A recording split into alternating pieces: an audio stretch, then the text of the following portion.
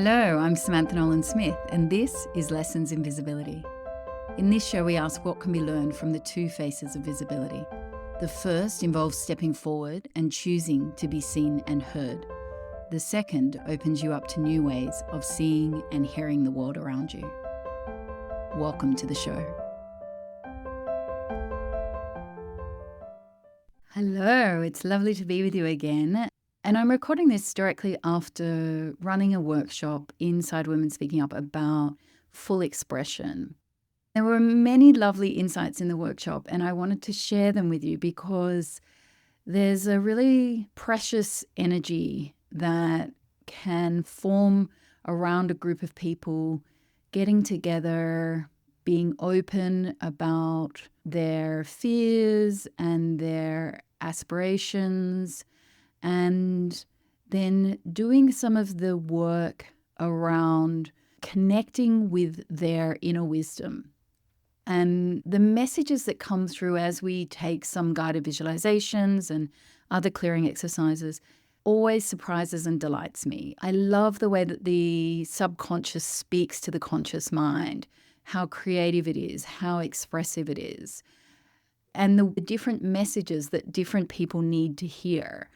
Some of the messages that came out of today's workshop were around not making it so hard for yourself, not fighting so much, being willing to go with the flow.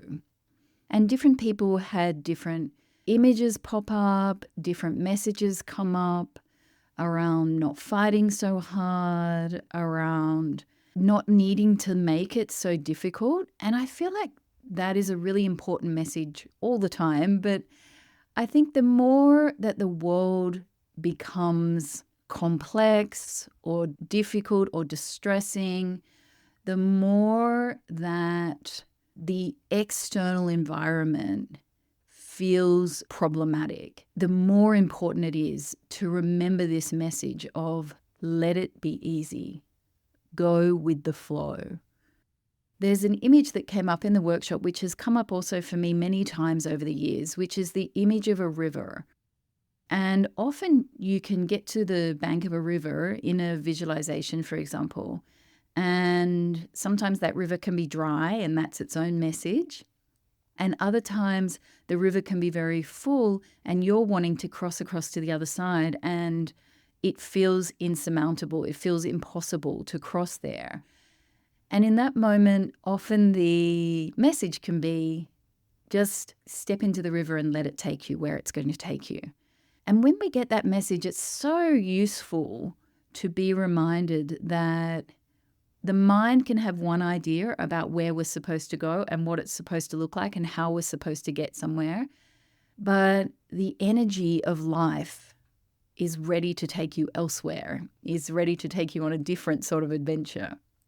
The more that we can step into the energetic flow of ease, of joy, of pleasure, the better things become for us, whether that's in our home lives or in your business or in your career or with your friends.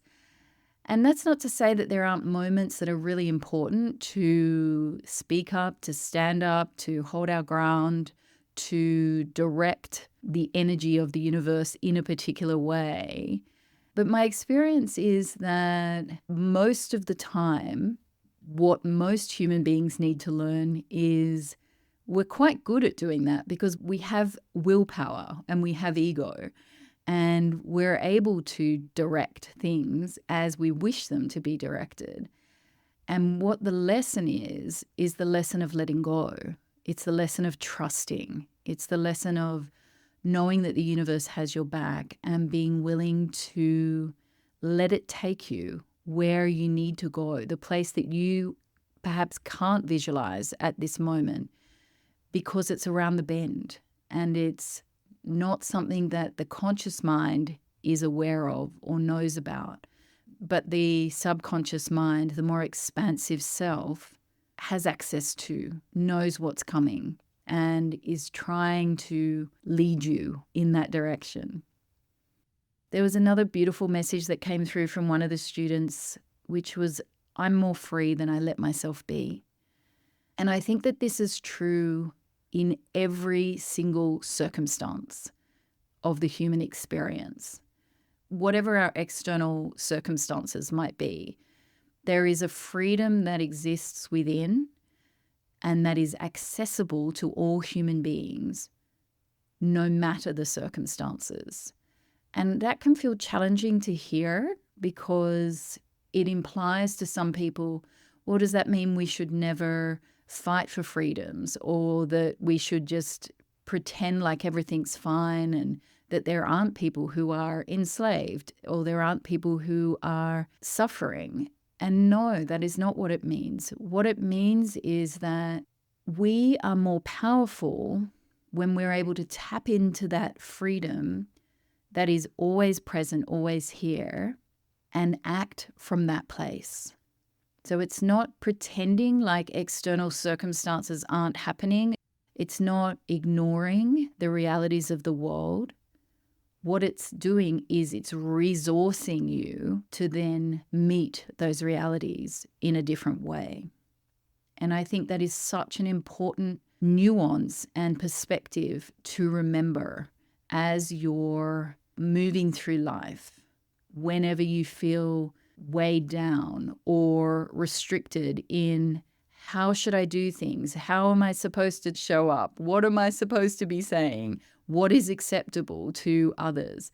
What package do I need to present this in? We can get stuck in all of these questions. But if we weave through, first of all, this awareness of our deepest, most expansive, most free, expressive self, and then act from there, we don't get so snagged on all of those questions. We're able to find a way through, find a way around, find a powerful response, be in full expression, even in conditions of limitation. And that's the lesson for today. Thanks for listening to Lessons in Visibility. If you'd like to connect in other places, come on over to theschoolofvisibility.com. And you can also find us at The School of Visibility on Instagram, Substack, Facebook, and Threads. Lessons in Visibility is produced by the School of Visibility on the land of the Ngunnawal and Ngambri people. I acknowledge the peaceful legacy of custodianship that tens of thousands of years of coexistence with the land has bestowed on us all. And I note the visibility journey that remains unfinished. Voice, treaty, truth.